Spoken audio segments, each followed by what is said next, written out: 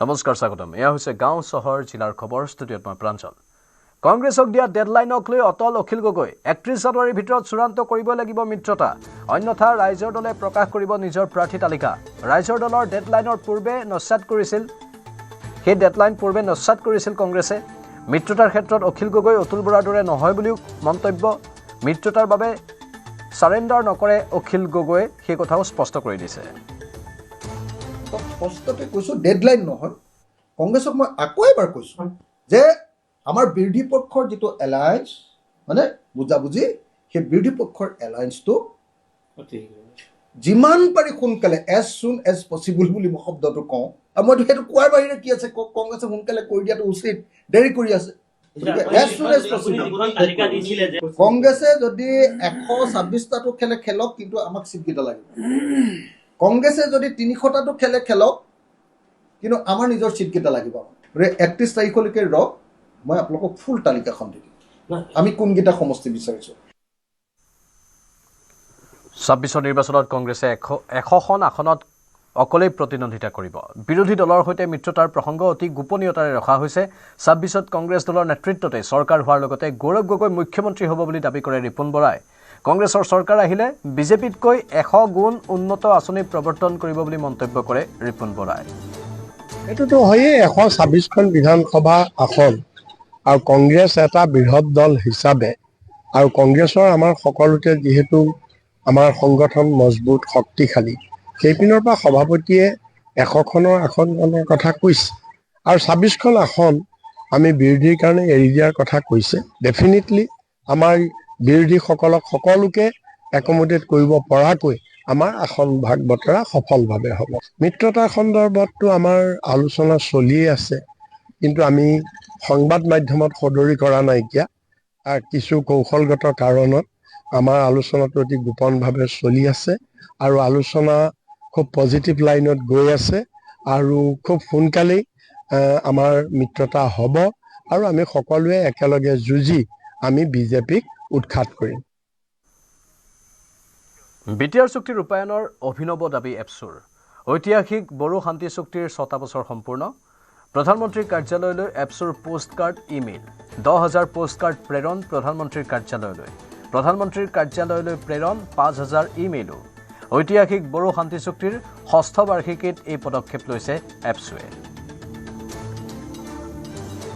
আমি নিখিল বড়ো ছাত্ৰ সন্থাই প্ৰতিটো জিলা সদৰত পোষ্টেলৰ যোগেদি 10,000 পোষ্টকাৰ্ড আমি প্ৰধানমন্ত্ৰী কাৰ্যালয়লৈ প্ৰধানমন্ত্ৰীক পঠাম আৰু 5,000 ইমেইল আমি পঠাম আজিৰ পৰা এইটো এসপ্তাহজোৰা এই 10,000 পোষ্টকাৰ্ড আৰু 5,000 ইমেইল প্ৰধানমন্ত্ৰীক যি পত্ৰ প্ৰেৰণ কৰা এইটো চলি থাকিব আৰু শীঘ্ৰেই মানে উপযুক্ত ব্যৱস্থা লৈ পেলাই ৰূপায়ণ কৰিবৰ কাৰণে আমি চৰকাৰক আহ্বান আৰু দাবী ৰাখিছোঁ অসমৰ লোকবাদ্যৰ ঝংকাৰেৰে মুখৰিত ৰাষ্ট্ৰপতি ভৱন ৰাইচিনা হিলত উত্তৰ পূবৰ বৰ্ণিল সংস্কৃতিৰ প্ৰদৰ্শন লোকসংগীতৰ শিল্পী হীৰকজ্যোতি শৰ্মাৰ নেতৃত্বত বিশেষ অনুষ্ঠান ভাৰত চৰকাৰৰ সংগীত নাটক একাডেমীৰ পৰিচালনাত হীৰকজ্যোতি শৰ্মাৰ নেতৃত্বত উত্তৰ পূবৰ বৰ্ণিল সংস্কৃতি প্ৰদৰ্শন কৰা হয় ৰাষ্ট্ৰপতি ভৱনত অসম তথা বিভিন্ন ৰাজ্যৰ শিল্পীৰ অনুষ্ঠান পৰিৱেশন কৰা হয় তাত অসমৰ প্ৰীতি বৰা অৰূপ কলিতা পুষ্প বৰা এলেক্স পাৰ্টিন ত্ৰিপুৰাৰ সৃজন লাল ৰিয়াং মেঘালয়ৰ ৰাক্সিল চাংমা মণিপুৰৰ বসন্ত সিনহাই পৰিৱেশন কৰে অনুষ্ঠান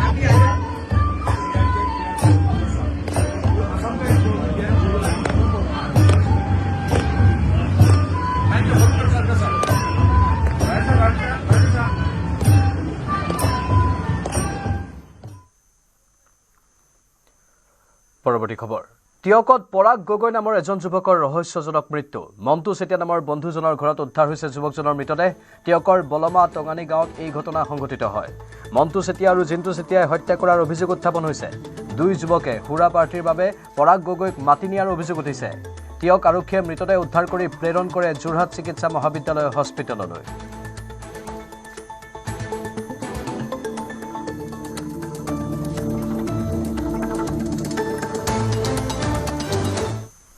আজি মুকলি হ'ব দামোদৰদেৱ আন্তৰ্জাতিক প্ৰেক্ষাগৃহ কলাক্ষেত্ৰত মুখ্যমন্ত্ৰীয়ে মুকলি কৰিব এই অত্যাধুনিক প্ৰেক্ষাগৃহ দিব্যাংগ ব্যক্তিৰ মঞ্চাৰোহণৰ বাবে বিশেষ লিফ্টৰ ব্যৱস্থা গ্ৰহণ কৰা হৈছে অত্যাধুনিক থিয়েটাৰ অভিজ্ঞতা কেন্দ্ৰও থাকিব এই প্ৰেক্ষাগৃহত থাকিব অত্যাধুনিক সন্মিলন কক্ষ উন্নত মানৰ আলোক শব্দ প্ৰযুক্তি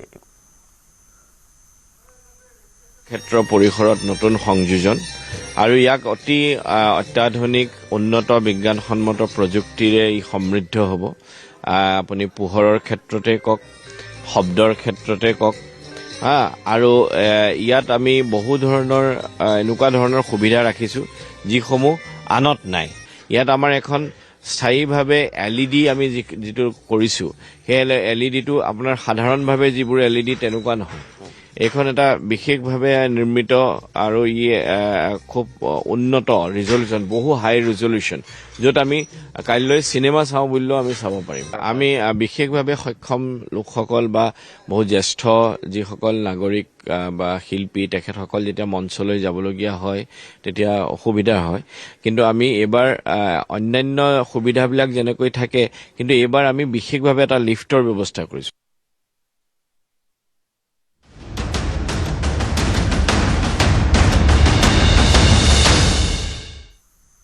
অসমৰ স্বাভিমান স্বৰূপ গামোচাক অপমান কংগ্ৰেছ নেতা ৰাহুল গান্ধীৰ আন্তঃৰাষ্ট্ৰীয় অতিথি উপস্থিত থকা অনুষ্ঠানত অসমৰ গামোচা পিন্ধিবলৈ অস্বীকাৰ কৰিলে ৰাহুল গান্ধীয়ে উত্তৰ পূবৰ কলা সংস্কৃতিক থিম হিচাপে লৈ প্ৰস্তুত কৰা হৈছিল এই গামোচাখন ৰাষ্ট্ৰপতি ভৱনৰ অভ্যৰ্থনা অনুষ্ঠানত যচা হৈছিল এই গামোচা গণৰাজ্য দিৱসৰ দিনা ইউৰোপীয়ান অতিথিসকলৰ বাবে আয়োজন কৰা হৈছিল এই আন্তঃৰাষ্ট্ৰীয় অনুষ্ঠানত ৰাষ্ট্ৰপতি প্ৰধানমন্ত্ৰীৰ পৰা আৰম্ভ কৰি সকলো বিদেশী বিশিষ্ট ব্যক্তিয়ে পৰিধান কৰিছিল এই গামোচা অনুষ্ঠানত অংশ লোৱা কংগ্ৰেছৰ ৰাষ্ট্ৰীয় অধ্যক্ষ খুদ মল্লিকাৰ্জুন খৰ্গেও পৰিধান কৰিছিল এই গামোচা অনুষ্ঠানত উপস্থিত থকা সাংবাদিকসকলেও পৰিধান কৰিছিল গামোচা অনুষ্ঠানটোত বাজি আছিল অসমীয়া বিয়ানামৰ সুৰ গামোচাখনত বৈ উলিওৱা হৈছিল গড়ৰ প্ৰতীকৰ লগতে উত্তৰ পূবৰ কলা কৃষ্টিসমূহ ৰাষ্ট্ৰপতি প্ৰধানমন্ত্ৰীকে ধৰি ইউৰোপীয়ান অতিথিসকল উপস্থিত থকাৰ সময়তেই আনকি অনুষ্ঠানটো এৰি আঁতৰি গৈছিল লোকসভাৰ বিৰোধী দলপতি ৰাহুল গান্ধী অসমৰ প্ৰতি দেখুওৱা বা উত্তৰ পূৰ্বাঞ্চলৰ প্ৰতি দেখুওৱা মনোভাৱৰ বাবে ৰাহুল গান্ধীক সমালোচনা কৰিছে বিভিন্নজনে সামাজিক মাধ্যমতো বিভিন্নজনে ৰাহুল গান্ধীক চোকা ভাষাৰে সমালোচনা কৰিছে ৰাষ্ট্ৰপতি ভৱনত এক অনুষ্ঠানত ৰাহুল গান্ধীয়ে প্ৰদৰ্শন কৰা এই মনোভাৱে আন এক বিতৰ্কৰ সৃষ্টি কৰিছে ইফালে ৰাহুল গান্ধীৰ এই গামোচা বিতৰ্কক লৈ প্ৰতিক্ৰিয়া প্ৰকাশ কৰিছে বিধায়ক দিগন্ত কলিতাই ৰাহুল গান্ধীৰ ইতিহাস আপোনালোকে চাওক ৰাহুল গান্ধীৰ মাক কোনখন দেশৰ যাৰ মাতৃ বিদেশিনী তাৰ পুত্ৰই ভাৰতবৰ্ষৰ সংস্কৃতি ভাৰতবৰ্ষৰ ইতিহাস কেনেকৈ জানিব সেইকাৰণে তেওঁ গামোচাটোক তেওঁ ভাবিছে এখন সাধাৰণ এখন বস্ত্ৰ গামোচা আমাৰ পবিত্ৰ কামত আমি ব্যৱহাৰ কৰোঁ য'ত প্ৰধানমন্ত্ৰী মোদী ডাঙৰীয়াই গামোচাক সন্মান দিছে ভাৰতবৰ্ষত সকলোৱে মানুহে গামোচাৰ প্ৰতি সন্মান দিছে ৰাষ্ট্ৰপতিয়ে সন্মান দিছে তেনেস্থলত ৰাহুল গান্ধী কেনেকৈ বুজি পাব কাৰণ তেখেতৰ জাতিয়েই নাই তেখেতৰ ইতিহাসটো চাওকচোন তেখেতৰ যি বংশধৰ আছে সেই বংশধৰবিলাক চব ভেজেলোৱা বংশধৰ না হিন্দু না মুছলিম না খ্ৰীষ্টান চবতে কাট মাৰা থাকে মোৰ দেউতা হলধৰ কলিতা মোৰ ককা বংশীধৰ কলিতা মই দিগন্ত কলিতা মইতো দিগন্ত খান হ'ব নোৱাৰোঁ যাৰ জাতিতেই গণ্ডগোল যাৰ জন্মত গণ্ডগোল সেইগৰাকী ব্যক্তিয়ে এই পবিত্ৰ গামোচাৰ কথা কি বুজি পাব গুৰুজনাৰ কথা কি বুজি পাব সেই গামোচা আমি বহাগ বিহুত আমি সেই গামোচাক আমি আগত ৰাখি মোৰ পিতৃ মাতৃক মই সেৱা কৰোঁ তেওঁলোকৰ নাই নহয় তেওঁলোকৰ ইতিহাসটোৱে হ'ল বহিৰাগত আৰু সেই ৰাহুল গান্ধীৰ দৰে আজি গৌৰৱ গগৈ একেই অৱস্থা হৈছে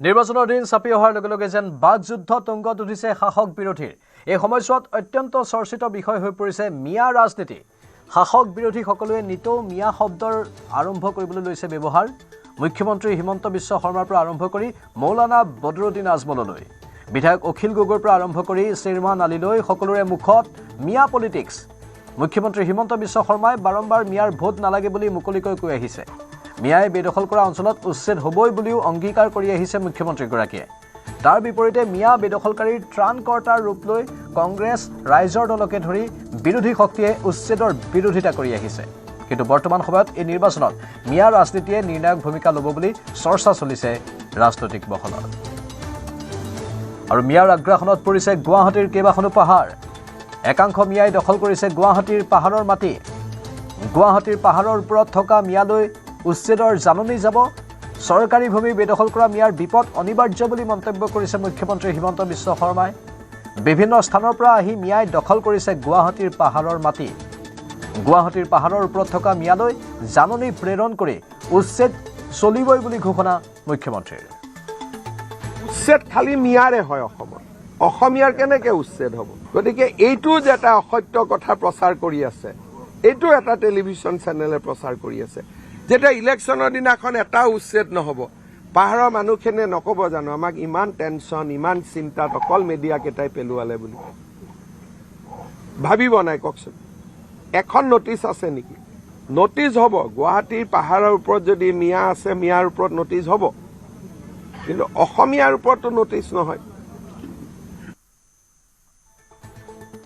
কংগ্ৰেছ তথা আন বিৰোধী দলৰো যথেষ্ট মিয়া প্ৰীতি আছে বুলি অভিযোগ মুখ্যমন্ত্ৰী হিমন্ত বিশ্ব শৰ্মাৰ কংগ্ৰেছ দলৰ প্ৰাৰ্থিত্ব প্ৰত্যাশীৰ ক্ষেত্ৰত কটাক্ষ কৰি 700 প্ৰাৰ্থিত্ব প্ৰত্যাশীৰ ভিতৰত 600 মিয়াই আবেদন কৰা বুলি কৈছিল মুখ্যমন্ত্ৰীয়ে ৰাজীৱ ভৱন বৰ্তমান মছজিদ যেন লাগে বুলি মুখ্যমন্ত্ৰীক কংগ্ৰেছ কৰ্মীয়ে অসন্তোষ কৰিছে বুলি বা মছজিদ যেন লাগে বুলি কোৱাৰ পাছত বহুত কংগ্ৰেছ কৰ্মীয়ে অসন্তোষ কৰিছে বুলিও দাবী কৰিছিল মুখ্যমন্ত্ৰীয়ে আনহাতে ৰঙিয়াত কংগ্ৰেছৰ মিটিং হোৱা নাছিল ইস্তেমাহে হৈছিল বুলি কটাক্ষ কৰে মুখ্যমন্ত্ৰীয়ে 750 কংগ্ৰেছৰ আবেদন আহিছে কংগ্ৰেছে ক'লে আমাৰ ৰেকৰ্ড আবেদন আহিছে কিন্তু লগত নক'লে যে ৰেকৰ্ড মিয়াৰ আবেদন আহিছে 750 গৰাকীয়ে মিয়া টিকট বিচাৰা কিন্তু আমাৰ দুই এজনে প্ৰচাৰ কৰি দিলে যে এইবাৰ কংগ্ৰেছত অভিলেখ সংখ্যক প্ৰাৰ্থী আহিছে প্ৰাৰ্থী আহিলে নহ'ব প্ৰাৰ্থী ক'ৰ পৰা আহিছে প্ৰাৰ্থী অকল মিয়াসকলৰ পৰা আহিছে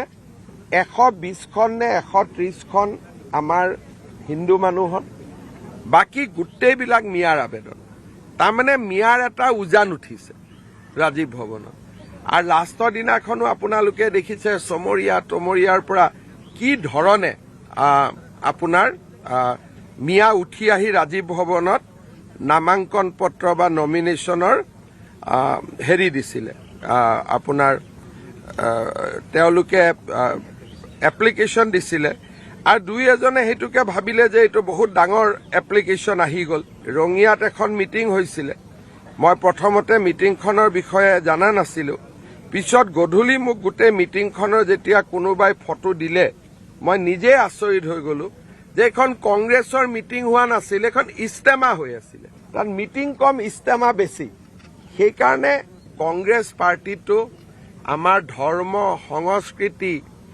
আমাৰ ঐতিহ্য সকলোৰে কাৰণে এটা প্ৰত্যাহ্বান হৈ উঠিছে আৰু এই পাৰ্টিটোক আমি যিমানেই ইলেকশ্যনত পৰাজিত কৰিব পাৰিম সিমানেই দেশ আৰু জাতি সুৰক্ষিত মুখ্যমন্ত্ৰী হিমন্ত বিশ্ব শৰ্মাৰ মিয়া বিৰোধী স্পষ্ট মন্তব্যৰ বিপৰীতে অখিল গগৈয়েও মিয়া সমৰ্থনত মন্তব্য আগবঢ়াই আহিছে বেদখলকাৰী একাংশক বুকুৰ কুটুম বুলি সম্বোধন কৰি বৰ্তমান মিয়া অধ্যুষিত অঞ্চলকে ৰাজনৈতিক কৰ্মভূমি বুলি প্ৰায় থিৰাং কৰি লোৱা অখিল গগৈৰ কিছু কথা শেহতীয়াভাৱে বাৰে বাৰে শুনিবলৈ পোৱা গৈ আছে মুখ্যমন্ত্ৰী হিমন্ত বিশ্ব শৰ্মাৰ প্ৰতিখন আঞ্জাৰে মছলা মিয়া বুলি কটাক্ষ কৰে অখিল গগৈয়ে বেদখলকাৰী মিয়া মহিলাক চুমা খোৱাটো নিজৰ জাতীয় দায়িত্ব বুলি কোৱা অখিল গগৈক লাগে গৃহ বিভাগ অখিল গগৈ গৃহ বিভাগ চলালে কোনেও মাৰ খাব নালাগে বুলি অভয়বাণী দি ভয়মুক্ত অসম গঢ়াৰ অংগীকাৰ কৰিছিল অখিল গগৈয়ে অকল হিন্দু মুছলমান চব আঞ্জাতে অকল খালি মিয়া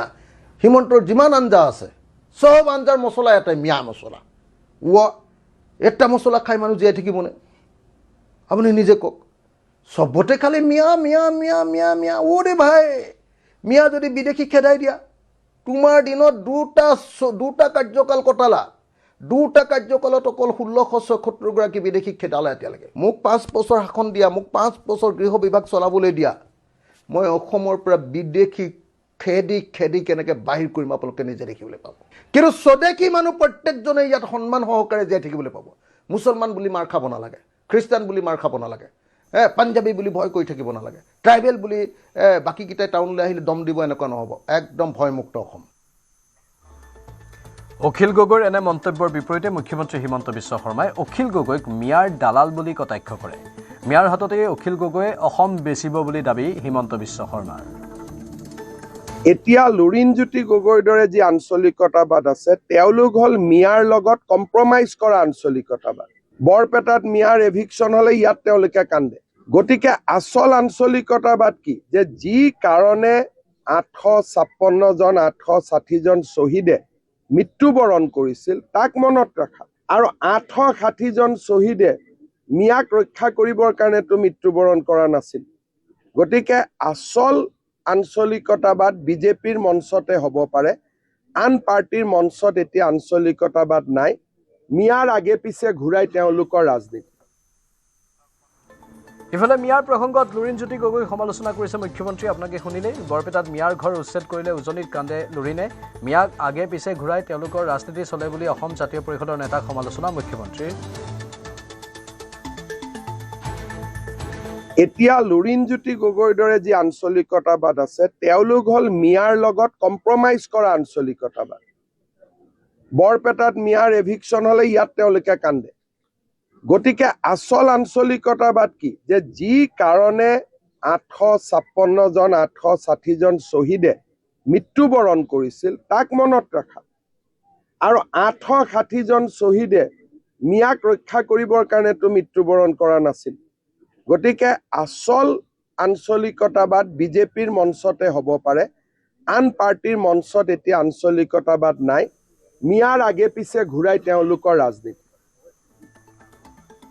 মিয়াৰ ৰাজনীতিৰ বিষয়ত অন্যতম চৰ্চাৰ কাৰণ হৈ পৰিছে AIUDF প্ৰধান বদৰুদ্দিন আজমলৰ শেহতীয়া মন্তব্য মুছলমান লোকে বিজেপিক ভোট দিয়াটো মুছলমান জাতিৰ বাবে দুৰ্ভাগ্য বুলি প্ৰৰোচনামূলক মন্তব্য কৰে আজমলে আনকি এয়াই নহয় ইয়াৰ ঊৰ্ধত গৈ বদৰুদ্দিন আজমলে অসমত মিয়াৰ ৰাজত্ব চলিব বুলি হুংকাৰ প্ৰদান কৰিছে मुस्लिम पूरे इंडिया में जितना पहले कभी भी नहीं था सेफ है मुसलमान को कोई डरने की बात नहीं मुसलमान के लिए हमारे देश के सारे हिंदू भाई खड़े एक हेमंत बिश्व शर्मा के चिल्लाने से कोई जंगल खाली नहीं होता मियाँ मियाँ करने दो और मियाँ लोग पावर में जाके बैठ जाएंगे हमारे हिसाब से एक मुस्लिम को भी not a single vote BJP को नहीं देना चाहिए अगर देता है तो ये हमारे कौम का जाति का दुर्भाग्य বদৰুদ্দিন আজমলে সকলোৰে ঊৰ্ধত গৈ অসমত মিয়াৰ ৰাজত্ব চলিব বুলি হুংকাৰ প্ৰদান কৰিছে যাক লৈ প্ৰতিক্ৰিয়াৰো সৃষ্টি হৈছে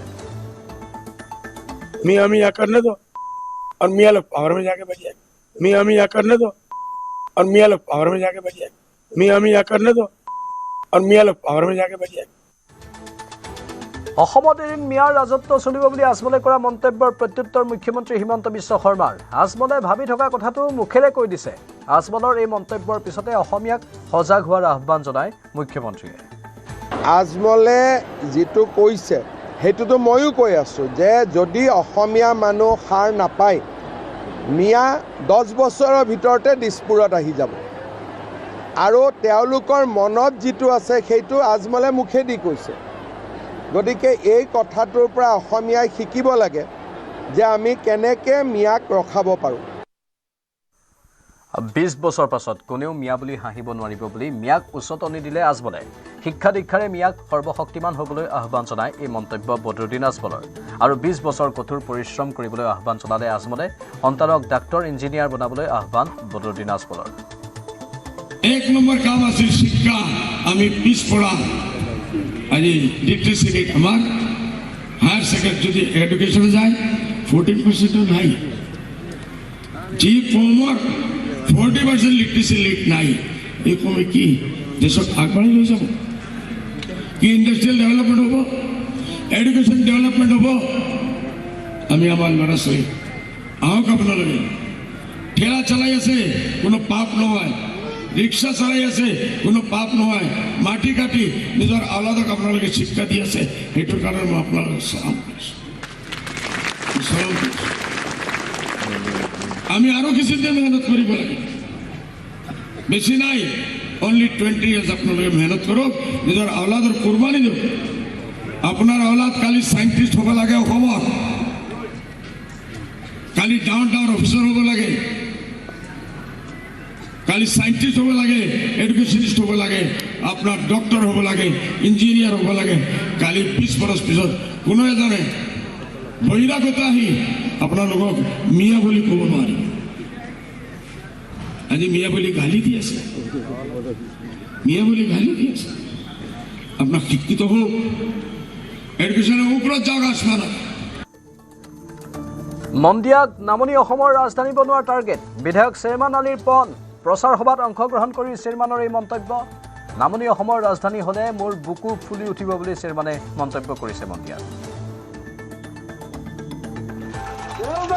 আমার সমষ্টির হেডকোয়ার্টার না এই যে যদি নামনি অসমের হেডকোয়ার্টার হয় আমার গৌরবে বুক ফুলে দেব তার সাথে মন্দিরকে ঘৃণা করো না মন্দির ডেভেলপ করুন জয়িনাও ডেভেলপ করুন আরো কি আছে সব ডেভেলপ করুন আমার সিটিও বইতে 1 নম্বর ক্যাপিটাল এটা খালি মন্দির ক্যাপিটাল না এটা লোয়ার আসামের ক্যাপিটাল করবার নিকে আমার ইনশাআল্লাহ ইচ্ছা আছে 1 নম্বর প্রশ্নের উত্তর ঠিক আছে ভাইজান হ্যাঁ 2 নম্বরে উনি বলছেন রাজা তুমি প্রজার প্রতি সম ব্যবহার করছাও না নাই ন্যায় করছাও না নাই এ রাজা যদি আরে 24 ঘন্টাও নামাজ পড়ে থাকে যদি প্রজার প্রতি সমান ব্যবহার করে নাই এ রাজা বেঁচতে যায় না রাখবো এমএলএ হইয়া সব মানুষের প্রতি সমান ব্যবহার করছাও না নাই হয় না কথাটা একটা সমাজের দেওয়ানি মুরব্বী যারে সভাপতি বানাইছে তার হিসাব বড় কারা হব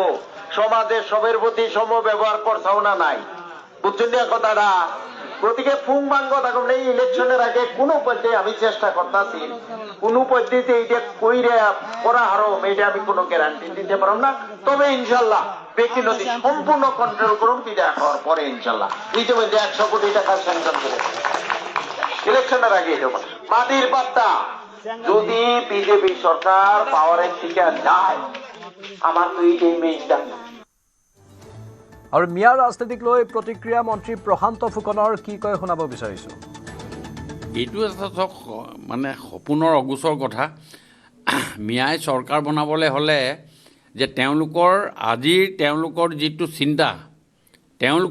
চিন্তা যে হাঁস কে লিয়ে পাকিস্তান লড়কে লেংগে হিন্দুস্তান এই মটিভত তেওঁলোকে এই কথাবিলাক কৈ আছে আৰু এই কথাবিলাকে আগন্তুক দিনত এটা বেড ছিগনিফিকেণ্ট যে অসমৰ ৰাইজৰ কাৰণে যে আহিছে সেই কথাটো অসমৰ ৰাইজে বুজাৰ অত্যন্ত প্ৰাসংগিকতা আছে সেইকাৰণে আপোনালোকৰ জৰিয়তে অসমৰ ৰাইজক কৈছোঁ বদৰুদ্দিন আজমলৰ যিটো কথা যে মিয়াই চৰকাৰ কৰিব এই কথাটোৰ এটা সাংকেতিক চিন তেওঁ দিছে আৰু তাৰ কাৰণে সাৱধান হ'বৰ কাৰণে অসমৰ ৰাইজক মই আহ্বান জনাইছোঁ কংগ্ৰেছ আৰু মিয়া সন্দৰ্ভত মুখ্যমন্ত্ৰীৰ মন্তব্য কংগ্ৰেছে যিমান গালি পাৰিলেও পাৰক মিয়াক কষ্ট দিয়াটোৱেই মোৰ কাম বুলি মুখ্যমন্ত্ৰীৰ মন্তব্য তিনিচুকীয়াত হিন্দুৰ মাটি বিক্ৰীৰ সংখ্যা বেছি মিয়া মুছলমানে তিনিচুকীয়াত মাটি ক্ৰয় কৰাৰ সংখ্যা বেছি ডিগবৈ দুলীয়াজান তিনিচুকীয়ালৈকে মিয়া ভৰি গ'ল সেয়েহে এতিয়া আমি সাৱধান হ'বই লাগিব এচালত কোনো অসমীয়া মানুহৰ কষ্ট হোৱা নাই মিয়াই কষ্ট পালে আমি কিয় কষ্ট পাব লাগে বুলিও মন্তব্য ভোট চুৰি মানে কি আমি অলপ মিয়াৰ ভোট চুৰি কৰিব খুজিছোঁ কিয় মিয়াবিলাকেতো ইয়াৰ নিয়মতে ভোট দিব পাবই নালাগে তেওঁলোকে বাংলাদেশতে ভোট দিব লাগে তেওঁলোকে যাতে অসমত ভোট দিব নোৱাৰে তাৰ আমি ব্যৱস্থা কৰিছোঁ কিন্তু এইটো অকণমান প্ৰিলিমিনাৰী SIR যেতিয়া আহিব অসমতো এতিয়া SIR অহাই নাই তেতিয়া মিয়া ভোট 4-5 লাখ কাটিব লাগিব গতিকে এইটো কংগ্ৰেছে মোক যিমান গালি পাৰে পাৰক মোৰ কাম হৈছে মিয়াক কষ্ট দিয়া যদি মিয়াই কষ্ট নাপায় মিয়া দুলীয়াজানো আহি গ'ল তিনিচুকীয়াও আহি গ'ল কেইদিনমান আগতে মাটি কিনা বেচাৰ মই এটা লিষ্ট পাইছিলোঁ তিনিচুকীয়াত হিন্দুৱে বিক্ৰী কৰা বেছি মিয়া মুছলমানে কিনা বেছি তাৰমানে ডিগবৈ তিনিচুকীয়া দুলীয়াজানলৈকে মিয়া আহি গ'ল এতিয়া যদি আমি সাৱধান নহওঁ কেতিয়া সাৱধান হ'ম সেইকাৰণে এছাৰততো কোনো অসমীয়া মানুহৰ কষ্ট হোৱা নাই অলপ মিয়াই কষ্ট পাওক না তাত আমি কিয় বেয়া পাব লাগে ইফালে গোৱালপাৰা AIDFৰ জিলা সভাপতি আবুল কালামে কিছু প্ৰতিক্ৰিয়া প্ৰকাশ কৰিছে শুনাব বিচাৰিছোঁ প্ৰকৃত অৰ্থত ক'বলৈ গ'লে মিয়াৰ ৰাজনীতি কিন্তু সৰ্বভাৰতীয় সংযুক্ত গণতান্ত্ৰিক মৰ্চা AUDF দলে কৰা নাই মিয়াৰ ৰাজনীতিটো কৰিছে আজিৰ দিনত বিজেপি চৰকাৰৰ তথা মুখ্যমন্ত্ৰীয়ে মিয়াৰ ৰাজনীতি কৰিছে এই ক্ষেত্ৰত মিয়া শব্দটো মানে ৰাজনৈতিক ব্যৱহাৰ কৰি আমাৰ অসমীয়া সমাজটোক তেখেতে পতিয়ন নিব বিচাৰিছে আৰু এটা সম্প্ৰদায়ক তেওঁ ঘৃণা চকুৰে চাইছে এই ৰাজনীতি আমাৰ সৰ্বভাৰতীয় গণতান্ত্ৰিক মৰ্চা AUDF কৰা নাই বা হজৰত মৌলানা বদৰুদ্দিন আজমল সাহেবৰ নেতৃত্বাধীন যিটো দল এই দলে কিন্তু কৰা নাই এইখিনি কাম কৰিছে অসমৰ মাননীয় মুখ্যমন্ত্ৰী হেমন্ত বিশ্ব শৰ্মাই তেখেতৰ ৰাজনৈতিক মুনাফা লাভৰ অৰ্থত মিয়াসকল আচলতে অসমৰে নাগৰিক তেখেতসকলে অসম তথা ভাৰতবৰ্ষৰ নাগৰিক হোৱা সত্ত্বেও তেখেতসকলক উচ্ছেদ কৰা হৈছে তেখেতসকল নদীভংগ মানুহ ইৰিগেশ্যনৰ তাগিদাত তেখেতসকলে হয়তো নৈ পাৰিয়ৰ পৰা আহি আমাৰ যিবিলাক বনাঞ্চলৰ কাষৰীয়া যিবিলাক খাছভূমি আছিল সেই খাছভূমিত তেখেতসকলে বসবাস কৰিছিল ৰকিবুল হুছেইন ডাঙৰীয়া বনমন্ত্ৰী থকা অৱস্থাত কেবিনেটত এটা সিদ্ধান্ত গ্ৰহণ কৰিছিল আইন আনিছিল যে সেই কাষৰীয়া মাটিখিনিত প্ৰপ'জ ফৰেষ্ট বুলি তেখেতসকলে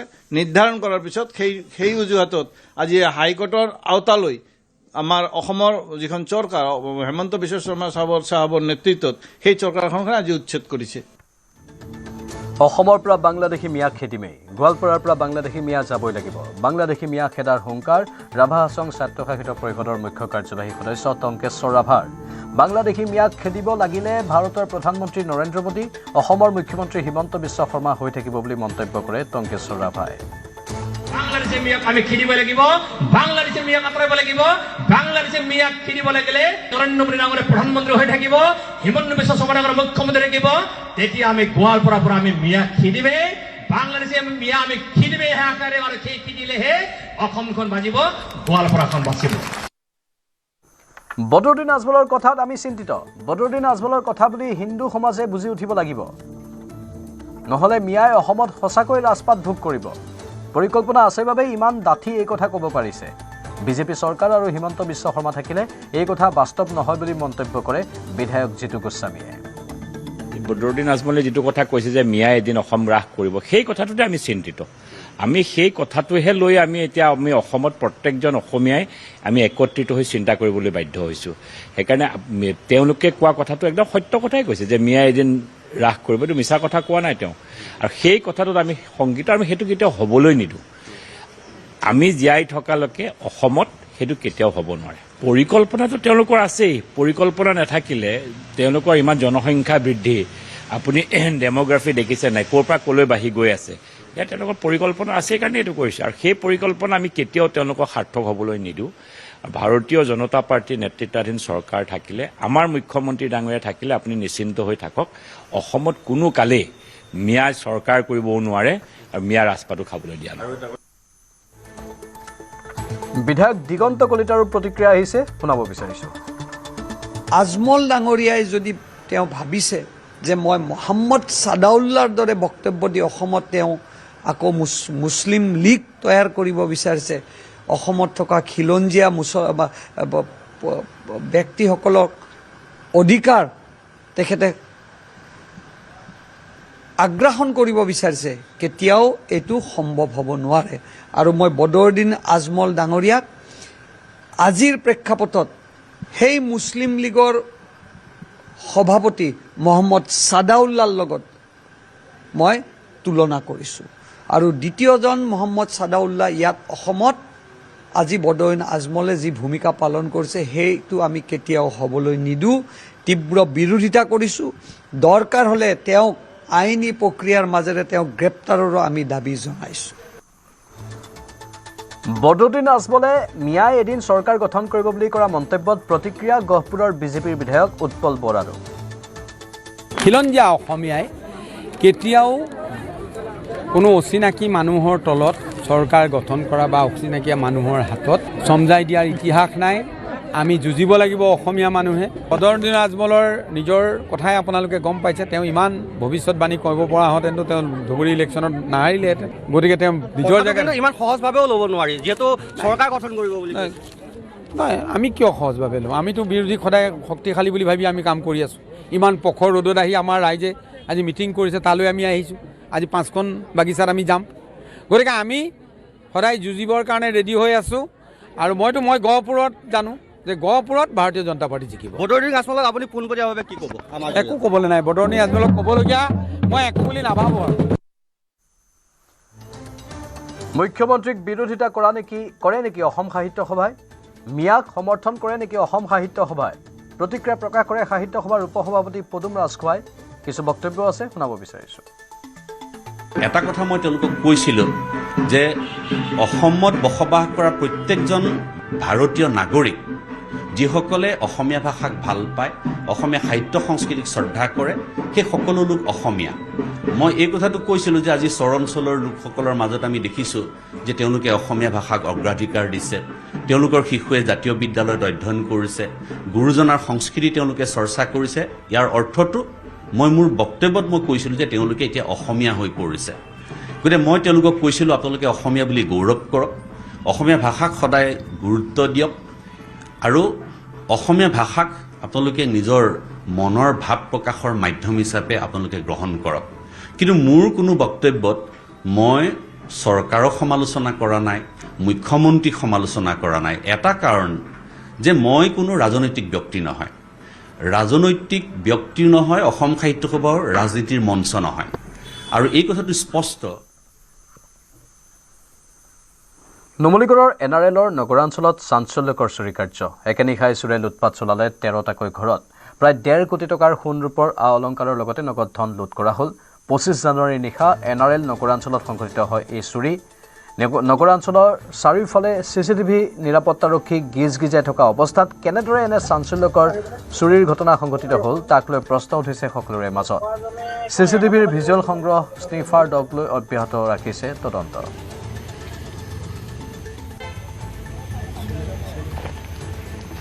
যোৱা ৰাতি প্ৰায় 12:30মান বজাৰ পৰা ইয়াতে আমাৰ সন্দেহ কৰা মতে আমাৰ বাউণ্ডেৰী পাৰ হৈ প্ৰায় 13টা ঘৰত চুৰি হ'ল। পুলিচে ইনভেষ্টিগেশ্যন কৰি আছে। এতিয়া দেখা যাওক, আমি আশা ৰাখিছোঁ খুব সোনকালে তেওঁলোকে চোৰক ধৰি উলিয়াব বুলি আমি আশা ৰাখিছোঁ। তেওঁলোকে ৰাতিপুৱাৰ পৰা লাগি আছে। সেইখিনিয়ে কথা আৰু টোটেল 13 ঘৰৰ পৰা চুৰ হৈছে। তেওঁলোক মানুহ নাছিল, কোনোবা অফিচিয়েল টুৰত আছিল। আৰু যিহেতু যোৱাকালি দেওবাৰ, আজি সোমবাৰ, আজিও ৰিপাব্লিকৰ কাৰণে বন্ধ আছিল, তেওঁলোকৰ হয়তো কিবা ইনফৰ্মেশ্যন আছিল য'ত যাৰ ঘৰত মানে মানুহ নাছিল সেইকেইটা ঘৰত তলা ভাঙি বেছিকেলি সোমাইছে ৰাতি প্ৰায় 2:30মান বজালৈকে। পুলিচে ইনভেষ্টিগেশ্যন কৰি আছে আৰু কেইটামান ভিডিঅ' ফুটেজ তেওঁলোকে চাইছে। আমি আশা ৰাখিছোঁ খুব সোনকালে তেওঁলোকে ধৰি উলিয়াব। হয়, নুমলীগড় শোধনাগাৰত নগৰ অঞ্চলত সংঘটিত হৈছে এক চাঞ্চল্যকৰ চুৰিকাণ্ড। 25 জানুৱাৰীৰ নিশা নুমলীগড় শোধনাগাৰৰ নগৰ অঞ্চলৰ 13টাকৈ আৱাসগৃহত চুৰি কাৰ্য সংঘটিত হৈছে। প্ৰায় 1.5 কোটি টকাৰ সোণ ৰূপৰ আ অলংকাৰৰ লগতে নগদ ধন লৈ উধাও হৈছে চোৰৰ দল। ইতিমধ্যে নুমলীগড় আৰক্ষী তথা নুমলীগড় শোধনাগাৰৰ যি নিৰাপত্তা ব্যৱস্থা আছে বা গোলাঘাট জিলাৰ যি উচ্চপদস্থ আৰক্ষী বিষয়াৰ দল আছে, সেই দলে ইতিমধ্যে স্নিফাৰ ডগকে লৈ তেওঁলোকে ইতিমধ্যে তদন্ত আৰম্ভ কৰিছে। কিন্তু আজি 2টা দিন উকলি যোৱাৰ পিছতো কিন্তু এতিয়াও সেই চুৰি কাৰ্যত জড়িত দলটোক কিন্তু আটক কৰিবলৈ বা কৰায়ত্ব কৰিবলৈ এই মুহূৰ্তলৈকে সংঘটিত আৰু সমৰ্থন হোৱা নাই আচলতে আৰক্ষী প্ৰশাসনৰ লগতে নুমলীগড় শোধনাগাৰৰ নিৰাপত্তাৰক্ষীসকল। মোৰ লগত এজন দাদা আছে, তেওঁৰ ঘৰতো আচলতে 25 তাৰিখে নিশা চুৰি কাৰ্য সংঘটিত হ'ল। তাৰ পিছতে তেওঁলোকে নিৰাপত্তাৰ ক্ষেত্ৰত তেওঁলোকে আচলতে এতিয়া ভয় খোৱা পৰিলক্ষিত হৈছে। মই পোনে দাদাৰ পৰা জানিব বিচাৰিম, নুমলীগড় শোধনাগাৰ নগৰ অঞ্চলত আপোনালোকে দীৰ্ঘদিন ধৰি বাস কৰি আহিছে, ইয়াৰ যি নিৰাপত্তা ব্যৱস্থা সেয়া সম্পূৰ্ণ কটকটীয়া বুলি আমাকো জানিবলৈ দিয়ে বা আপোনালোকেও জানে। কেনেদৰে আচলতে সংঘটিত হ'ল ঘটনা বা আপোনাৰ ঘৰত কি কি বস্তু চুৰি সংঘটিত হ'ল? ঘটনাটো আপোনাৰ সেইটো ৰাতি মোৰ নাইট ডিউটি আছিলে। মই 9:45 বজা মানত মানে ওলাই আহিছোঁ আৰু ডিউটিলৈ। তাৰপিছতে সংঘটিত হৈছে, কেইটা বজাত হৈছে গম নাপাওঁ। সেইদিনা 26 জানুৱাৰী কিবাকিবি প্ৰগ্ৰেমো চলি আছিলে ইয়াতে। তাৰপিছত মই মৰ্ণিং ডিউটি 6:20 মানত ডিউটি কৰি আহি যেতিয়া পাইছোঁ দেখোঁ তলা ভঙা, তাৰপিছত ভিতৰত সোমাই দেখোঁ গড্ৰেজ চড্ৰেজ ভাঙি থৈছে। মই লগে লগে চিকিউৰিটিক খবৰ দিছোঁ আৰু সেইটোৱে মানে মোৰ ভয় লাগে মানে এতিয়া কেনেকৈ ইয়াততো আপোনাৰ ইমানখিনি নিৰাপত্তা ইয়াত আপোনালোকে দেখিছে কিমান কটকটীয়া নিৰাপত্তাৰ মাজতে মানুহখিনি অহা যোৱা কৰিবলগীয়া হৈছে। আমি নিজে এমপ্লয়ি হ'লেও আমাকো কেতিয়াবা চিনিবলৈ মানে কেতিয়াবা দেৰি কৰিলেও আমাকো সোধে মানে গেটতে ৰাখি মেলিও সোধে মানে। এইখিনি নিৰাপত্তা থকাৰ পিছতো CCTV গোটেই ৰাস্তাটোত আছেই, তাৰপিছতো কেনেকৈ শুবলৈ পাইছে সেইটো ভাবিহে ভয় লাগিছে তাৰমানে। হয়, সেয়া আছিলে এগৰাকী ভুক্তভোগী। তেওঁলোক আচলতে হতচকিত হৈ পৰিছে, কাৰণ নগৰাঞ্চলৰ মুখ্য দ্বাৰত দেখা পোৱা যায় প্ৰতিদিনাই নিৰাপত্তাৰক্ষীসকলে গিজগিজাই থাকে। নগৰাঞ্চলৰ প্ৰতিটো কোণতে CCTV সংলগ্ন আছে। তাৰ পিছতো কেনেদৰে আচলতে এই চাঞ্চল্যকৰ চুৰিকাণ্ড সংঘটিত হ'ল তাক লৈ এতিয়া সকলোৰে মুখত প্ৰশ্ন আহিছে, সকলোৰে মনত আচলতে প্ৰশ্ন উদয় হৈছে। মণিপুৰত পুনৰ উত্তেজনা। কুকি জনগোষ্ঠীয় গাঁৱত নগা বিদ্ৰোহীৰ অগ্নিসংযোগ। কাংপকপি জিলাৰ কাংচুক কে সংলুঙত উত্তেজনা। নগা বিদ্ৰোহীয়ে জ্বলাই দিয়ে কেইবাটাও কুকি জনগোষ্ঠীৰ ঘৰ। বিদ্ৰোহীৰ সকিয়নিৰ পাছতো গাঁওখনত নিচাযুক্ত সামগ্ৰীৰ খেতি কৰাৰ অভিযোগ উঠিছে। বয়োজ্যেষ্ঠ লোকৰ চকুত কাপোৰ বান্ধি সংঘটিত কৰে এই দুষ্কাৰ্য।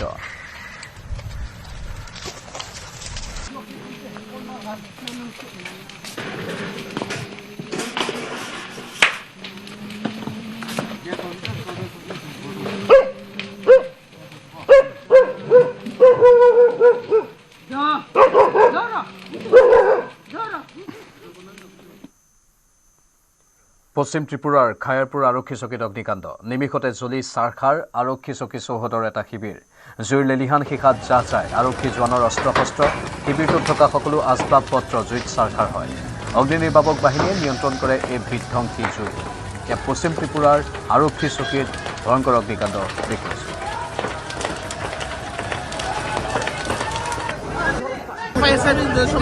এখানে একটা খেলার অনুষ্ঠান চলছে, খেলার অনুষ্ঠানটা মানে খালি আরম্ভ হয়েছে এরকম সময় মানে এই ঘটনাটা হয়েছে আর কি। প্রচন্ড ক্ষয়ক্ষতি হয়েছে, অনেক ক্ষয়ক্ষতি হয়েছে। এই ঘটনা কেউ আহত হয়েছে? না না, আহত হয়েছে না কেউ, এমনিতে তো আহত হয়েছে না। সবকিছু তো বাইকের মতো কোনো সুবিধা নাই, তো কেউ তো যাইতেছে না তো ঘরের ভিতরে। ফায়ার ব্রিগেড যদি নাই তো তাহলে তো ফ্যাশন মোবাইল দল লই লাগে না। হ্যাঁ, প্রচুর মানে ক্ষয়ক্ষতি নইলে যদি ফায়ার ব্রিগেডের সময় তো নাই তো আর কি, সময়টা অনেক রক্ষা হয়েছে আর কি। ইৰাণ আক্ৰমণৰ বাবে সাজু হৈছে আমেৰিকা। যিকোনো মুহূৰ্তত আমেৰিকাই ইৰাণৰ ওপৰত শক্তি প্ৰদৰ্শন কৰাৰ সম্ভাৱনা দেখা দিছে। ইৰাণ আৰু আমেৰিকাৰ উত্তেজনাৰ মাজতে মধ্যপ্ৰাচ্যত উপস্থিত আমেৰিকাৰ বিমানবাহী যুদ্ধ জাহাজ। আমেৰিকাই জলপথেৰে ইৰাণ আক্ৰমণৰ পৰিকল্পনা কৰাৰ সন্দেহ কৰা হৈছে। মধ্যপ্ৰাচ্যৰ জলসীমাত প্ৰৱেশ আমেৰিকাৰ নৌসেনাৰ আব্ৰাহাম লিংকন কেৰিয়াৰ ষ্ট্ৰাইক গ্ৰুপৰ। ট্ৰাম্পে তেহৰানৰ ওপৰত বিমান আক্ৰমণ চলোৱাৰ আশংকা এতিয়া অধিক ঘনীভূত হৈ পৰিছে। ইফালে আমেৰিকাকো সকিয়নি হিজবুল্লাহ হাউথিৰ। লেবাননৰ হিজবুল্লাহ আৰু ইয়েমেনৰ হাউথি বিদ্ৰোহীয়ে ট্ৰাম্পক পশ্চিম এছিয়ালৈ যুদ্ধ জাহাজ স্থানান্তৰিত নকৰিবলৈ সকিয়নি প্ৰদান কৰিছে। সমান্তৰালকৈ ইৰাণ আক্ৰমণৰ বাবে আমেৰিকাক নিজ দেশৰ জলপৃষ্ঠ তথা আকাশ মাৰ্গ ব্যৱহাৰ কৰিবলৈ নিদিয়ে বুলি স্পষ্ট কৰিছে ছৌদি আৰবে।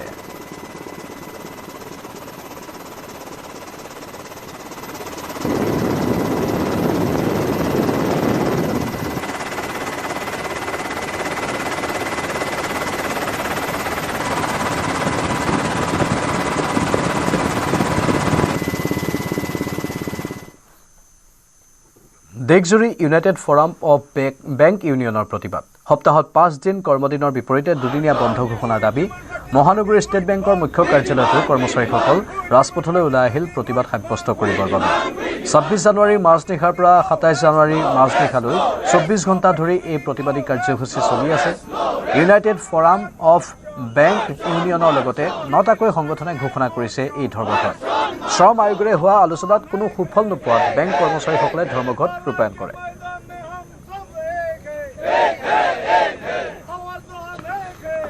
মই বৰ্তমান উপস্থিত আছোঁ গণেশগুৰিৰ যি SBIৰ হেডকোৱাৰ্টাৰ, সেই হেডকোৱাৰ্টাৰত উপস্থিত আছোঁ আৰু তাৰ পৰা মই পোনপটীয়াকৈ দৃশ্যসমূহ দেখুৱাইছোঁ। আচলতে যিসকল SBIৰ কৰ্মচাৰীসকল আছে সেই কৰ্মচাৰীসকলে তেওঁলোকে প্ৰতিবাদ কৰিছে, এনেদৰেই ৰাজপথলৈ ওলাই আহিছে আৰু প্ৰতিবাদ সাব্যস্ত কৰিছে। আমি দৃশ্যসমূহ দেখুৱাইছোঁ। এয়া গণেশগুৰিৰ যি SBIৰ যি আচলতে লোকেল হেডকোৱাৰ্টাৰ আছে, সেই হেডকোৱাৰ্টাৰৰ পৰা দৃশ্যসমূহ দেখুৱাইছোঁ। আমি পোনে পোনে মন্তব্যসমূহ ল'বলৈ যত্ন কৰিম, তেওঁলোকৰ পৰা জানিবলৈ যত্ন কৰিম। কৰ্মচাৰী ইউনিয়ন, গোটেই ইউনিয়নখিনিয়ে তেওঁলোকে তেতিয়া মানিছে যে এপ্ৰপ্ৰিয়েট অথৰিটি ওলাই আহক আমি এতিয়া ষ্ট্ৰাইকত গৈছোঁ, তেওঁলোক আহি পেলাই কওক যে ক'ত আছে, আৰু যদি তেওঁলোকে যদি এইটো ইমপ্লিমেণ্ট অহা দিনতো নকৰে, আমাৰ ষ্ট্ৰাইকৰ পাছতো নকৰে, এই আন্দোলন আৰু বাঢ়িব আৰু বহুত ইছ্যুজ তাৰ লগত ইনক্লুড কৰা হ'ব।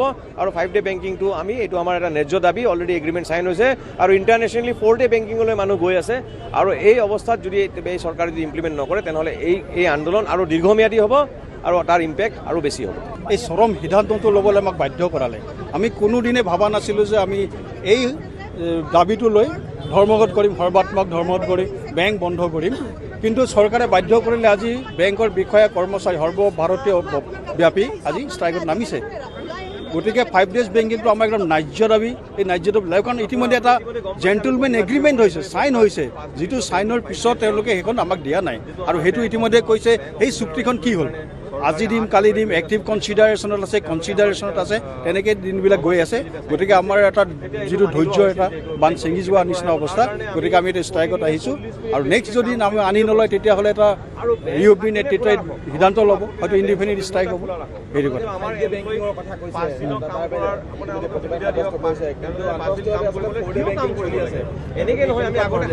হয় হয়, আমি ঠিকেই, আমি 5 days বেংকিংটো আগে হৈ লওকচোন। ইতিমধ্যে বাহিৰৰ যিখিনি আমাৰ কাণ্ট্ৰিত 4 days বেংকিঙে, কোৰিয়াত হওক এই হওক 4 days বেংকিং কৰি আছে, আমাৰ ইয়াত 5 days হৈছে, যিটো আমাৰ যিটো একদম অসামঞ্জস্য জীৱন আৰু জীৱিকাৰ লগত। কামৰ হেঁচা, কোনো ছুটি নাই, ৰাতিপুৱা 9:45 পৰা 6-7লৈকে মানুহ থাকি যায়। গতিকে এই ফালৰ পৰা পৰিত্ৰাণ পাবলৈ আমাক এটা এই সামঞ্জস্য ৰাখিবলৈ জীৱন জীৱিকাৰ 5 days বেংকিং লাগে। আমাৰ এটাই দাবী 5 days বেংকিং লাগে। সমগ্ৰ দেশৰ লগতে হোজাইতো বেংক কৰ্মচাৰীৰ প্ৰতিবাদ, ইউনাইটেড ফৰাম অফ বেংক ইউনিয়নৰ উদ্যোগত প্ৰতিবাদ, পুৰণি বজাৰৰ SBIৰ সন্মুখত বেংক কৰ্মচাৰীৰ প্ৰতিবাদী কাৰ্যসূচী। সপ্তাহত কৰ্মদিন 5 দিন কৰাৰ দাবীত ভিন্ন শ্লোগানেৰে এই প্ৰতিবাদী কাৰ্যসূচী ৰূপায়ণ কৰে। বেংকিং চলে, আমাৰ LIC আমাৰ পিছত ডিমাণ্ড কৰা, তাৰপিছতো সিহঁতে 5 days বেংকিং পালে, কিন্তু আমি বেংকিং ইউনিয়ন বেংকিং হিচাপে ছেক্টৰ হিচাপে আমি 5 days বেংকিং পোৱা নাই। সেইকাৰণে আজি আমাৰ মুখ্য ডিমাণ্ডটো হ'ল 5 days বেংকিং। আমাৰ ওপৰত কামৰ প্ৰেছাৰ বহুত বেছি, আমাৰ ৱাৰ্ক লাইফ বেলেঞ্চ নাইকিয়া হৈছে। তো এইটো ইমিডিয়েটলি ইমপ্লিমেণ্ট হ'ব লাগে, কাৰণ বহুত অনুষ্ঠানত এইটো 5 days বেংকিংটো আগৰ পৰাই আছে, নতুনকৈ একো নহয়, আমাৰ বেংকতে নাই, বস্তুটো বেংকত ইমপ্লিমেণ্ট হ'ব লাগে। हम लोग का 5 day के बैंकिंग के लिए बात चल रहा है, 2022 से ये मतलब गवर्नमेंट के साथ बात चल रहा है और हम लोग का एक्सपेक्टेशन है कि इस बार हम लोग का डिमांड पूरा हो जाए। ইউনাইটেড ফৰাম অফ বেংক ইউনিয়নছৰ উদ্যোগত আজি সমগ্ৰ দেশজুৰি আজি 5 দিন বেংকৰ তেওঁলোকৰ ৱৰ্কিং ডেজ কৰ্মসূচী কৰাৰ দাবীৰে তেওঁলোকে আজি প্ৰতিবাদ সাব্যস্ত কৰিছে। আৰু মই দেখুৱাইছোঁ বিভিন্ন যি বেংকসমূহ আছে, ৰাষ্ট্ৰীয় বেংকৰ যিসকল বিষয়া আছে, তেওঁলোকে আহি পেলাই ইয়াত নগাঁও ষ্টেট বেংকৰ সন্মুখত তেওঁলোকে প্ৰতিবাদী কাৰ্যসূচীত অংশগ্ৰহণ কৰিছে। আজি আপোনালোকে United forum of bank union আপোনালোকে সমগ্ৰ ৰাষ্ট্ৰজুৰি আজি আপোনালোকে 5 দিন আপোনালোকৰ কৰ্মসূচী কৰিব লাগে বুলি আপোনালোকে আজি প্ৰতিবাদ কৰিছে, কি ক'ব? মানে এই বিষয়ত লৈ আমাৰ চৰকাৰ এটা সংগঠন IBF এটা মিডিয়া তেল থ্ৰুৱেদি আমাৰ এই যিটো হেৰি হয়, মানে আমাৰ নেগচিয়েশ্যন হয়, সেইটোৰ লগত আমাৰ অলৰেডি হৈ গৈছে যে 5 days বেংকিংটো দিব। কিন্তু যেতিয়া এই সংস্থাটোৱে চৰকাৰৰ ওচৰলৈ পঠালে, তেওঁলোকে কিন্তু চৰকাৰে আমাক মানি লোৱা নাই। তেতিয়াহ'লে মাজত সেই আমাৰ লগত কিয় নেগচিয়েশ্যন কৰিব দিলে? আৰু আমি এইটো বহুত দীঘলীয়া, আমি 5 days বেংকিঙৰ ওপৰত সদায় লাগি আহিছোঁ। অলৰেডি লগাৰ পিছতো আমাৰ সেইখিনি দিলে, কিন্তু নিদিয়াৰ কাৰণে আমি আজি এই ধৰ্মঘট কাৰ্যসূচী ল'বলৈ বাধ্য হৈ গৈছে। আপোনালোকে যিটো এইটো আপোনালোকৰ যিটো কাৰ্যসূচী আছে, যিটো দাবী কৰিছে, সেইটো অকল ৰাষ্ট্ৰীয়কৃত বেংকৰ ক্ষেত্ৰত ৰাষ্ট্ৰীয় ক্ষেত্ৰত লগতে বেংকিং ষ্ট্ৰাকচাৰ যিখিনি আছে সেইটো সকলো হৈ আমি ব্যক্তিগত খণ্ডৰ বেংকসমূহ মানিব লাগিব, নহ'লেতো সময় হেৰি নহ'ব। যিহেতুকে আমাৰ RBI already 5 days banking, United ইঞ্চুৰেঞ্চবিলাকো 5 days বেংকিং, গতিকে বেংকো এটা ফাইনেন্সিয়েল ইনষ্টিটিউট হিচাপে আমি 5 days বেংকিংটো আমি ডিমাণ্ড কৰিছোঁ, আমাৰ পাব লাগে। আৰু আপোনালোকৰ বিভিন্ন ৰাষ্ট্ৰীয়কৃত বেংক আছে, ষ্টেট বেংক আছে, চব ৰাষ্ট্ৰীয়কৃত বেংক গোটেইখিনি আছে আজি হেৰিত। আৰু আপোনালোকৰ আজি কি কাৰ্যসূচী আছে? কাৰ্যসূচী আমাৰ আজি দিনটো আমাৰ বন্ধ থাকিব, এই বিষয় লৈ আমি প্ৰটেষ্ট কৰি থাকিম। আজি সকলো বেংকৰ কোনো অসহযোগ। আৰু কোনোবা ক'ব বিচাৰে? হয়, ইতিমধ্যে কৈছে আজি ইউনাইটেড ফৰাম অফ বেংক ইউনিয়নৰ ফালৰ পৰা আমাৰ ষ্ট্ৰাইক কাৰ্যসূচী কৰা হৈছে, যিটোৰ অধীনত অলমষ্ট গোটেই সৰ্বভাৰতীয় পৰ্যায়ত মোটামুটি 8 লাখ কৰ্মচাৰী আজি ধৰ্মঘটত গৈছে। এইটো কথা ক'বলৈ গ'লে আমি আৰু অকণ পুৰণি কথাও আমি যাব লাগিব, যিটোত আমি ক'ম যে 2015 চনত আমাৰ যিটো দ্বিপাক্ষিক চুক্তি হৈছিল চৰকাৰৰ লগত, তেতিয়াৰ সেই চুক্তিৰ অধীনত তেওঁলোকে আমাক ছেকেণ্ড ছেটাৰডে আৰু ফ'ৰ্থ ছেটাৰডে হলিডে হিচাপে আমাক ডিক্লেয়াৰ কৰিছিলে। তাৰপিছত পৰ্যায়ক্ৰমে তেওঁলোকে আমাক কৈছিল যে আমাৰ যি ফাৰ্ষ্ট এণ্ড যিটো থাৰ্ড ছেটাৰডে হ'ব, সেইটোও তেওঁলোকে আমাক পৰ্যায়ক্ৰমে আমাক দিয়াৰ কথা কৈছিলে। 2020 চনৰ যিখন চুক্তি স্বাক্ষৰ হৈছিলে, ক'ভিড আৰু নানা কাৰণত আমাৰ বেংক কৰ্মচাৰীসকলে সেইটোৰ ওপৰত কোনো গুৰুত্ব দিয়া নাছিলে। কিন্তু 2024 চনত লাষ্ট যোনখন আমাৰ দ্বিপাক্ষিক চুক্তি হৈছিলে, তাত মাৰ্চ মাহত যিখন তেওঁলোকে চুক্তি স্বাক্ষৰিত কৰিছিল, তেওঁলোকে এটা ক্লজ সন্নিৱিষ্ট কৰি দিছিল, য'ত তেওঁলোকে স্পষ্টভাৱে উল্লেখ কৰিছিল যে আগন্তুক পৰ্যায়ত আমাক উইদিন 2-3 মান্থছৰ ভিতৰত তেওঁলোকে 5-ডে বেংকিংটো আমাক ইমপ্লিমেণ্ট কৰিব। কিন্তু আজি মোটামুটি 2 বছৰ হ'ব হ'ল, তেওঁলোকৰ লগত বিভিন্ন ধৰণে যোগাযোগ কৰা হৈছিল, কেইবাখনো কনচিলিয়েশ্যন মিটিং আমি কৰা হৈছিল IBA লগত, কিন্তু তেওঁলোকে আমাক কোনো ধৰণৰ অফাৰ নিদিলে, তেওঁলোকে আমাৰ প্ৰতি সহানুভূতি নজগালে। তাৰ ফলত আজি সমূহ বেংকৰ কৰ্মচাৰী বিষয়া যিমান আছে সকলো আজি আমি ষ্ট্ৰাইকৰ নিচিনা এটা চৰম পৰ্যায়লৈ আমি আহিব লগা হৈছে, যাৰ ফলত আজি দেখিছে আজি গোটেই ভাৰতবৰ্ষৰ যিমান বেংক আছে সকলো বেংক কৰ্মচাৰী আজি বেংক অচলাৱস্থা কৰি তেওঁলোকে ৰাস্তাত আহি পেলাই তেওঁলোকে ধৰ্মঘট কাৰ্যসূচী পালন। ইউৰোপীয়ন ইউনিয়ন আৰু ভাৰতৰ মাজত বৃহৎ চুক্তি স্বাক্ষৰ। ইউৰোপৰ পৰা আমদানি কৰা 97% সামগ্ৰীৰ কৰ ৰেহাই। এই চুক্তি মাদাৰ অফ অল ডিলছ আখ্যা দিয়া হৈছে। We have tangible progress and set an example of cooperative leadership on global issues. With our free trade agreement, our security and defense partnership, and our joint strategic agenda. These outcomes are crucial milestones on the longer path. We look forward to continuing the journey together, as always. Thank you very much.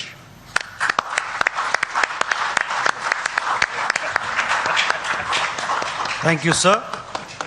May I now request Her Excellency Ms. Ursula von der Leyen, President of the European Commission, to give her remarks to the media.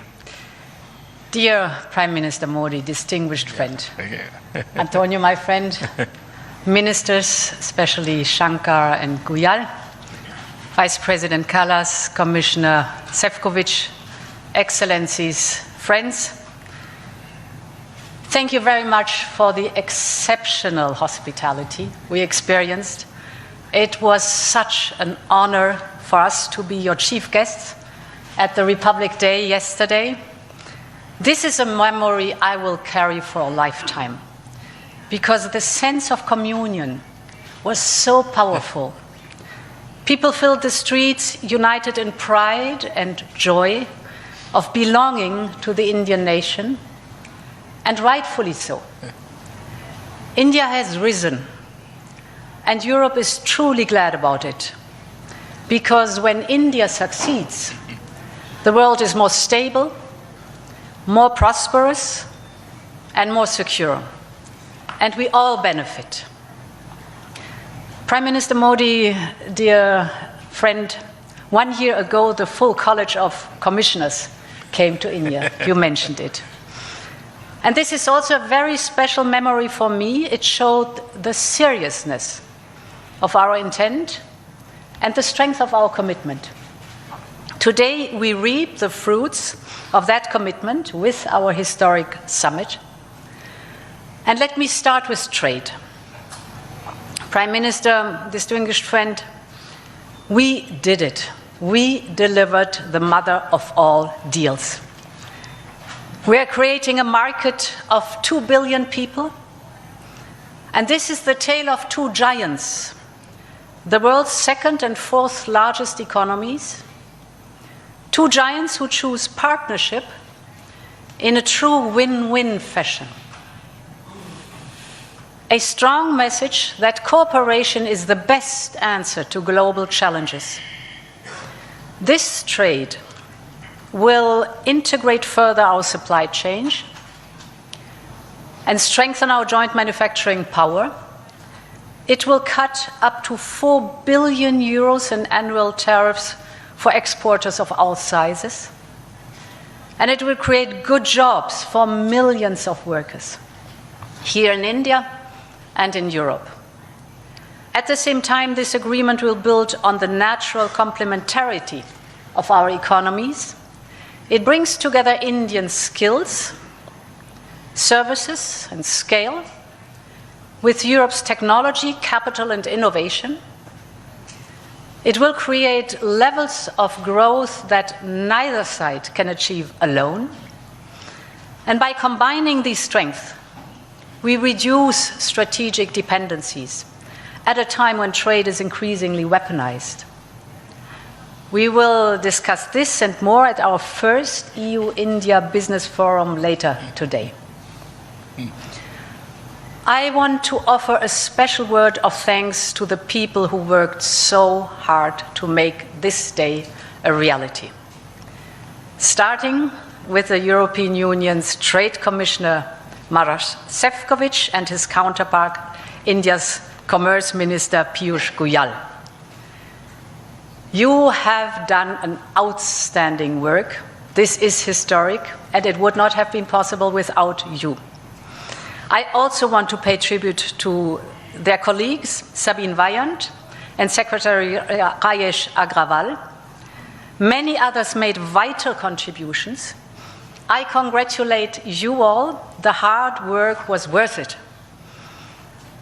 Prime Minister, distinguished friend, we're not only making our economy stronger, we're also delivering security for our people in an increasingly insecure world. And today, the world's two largest economies and democracies launch their first ever security and defense partnership. This is a landmark departure and a trust-based platform for cooperation on the strategic issues that matter most. এয়া আছিল ইউৰোপীয় union আৰু ভাৰতৰ মাজত সংঘটিত বা সম্পাদিত বৃহৎ চুক্তিৰ কথা। ইউৰোপৰ পৰা আমদানি কৰা ৯৭% সামগ্ৰীৰ কৰ ৰেহাই দিয়া হৈছে আৰু এই চুক্তিক মাদাৰ অফ অল ডিলছ আখ্যা দিয়া হৈছে। এটা ভাল খবৰ। ইয়াৰ লগে লগে বিদায় লৈছোঁ এতিয়া বাতৰিৰ পৰা। নমস্কাৰ।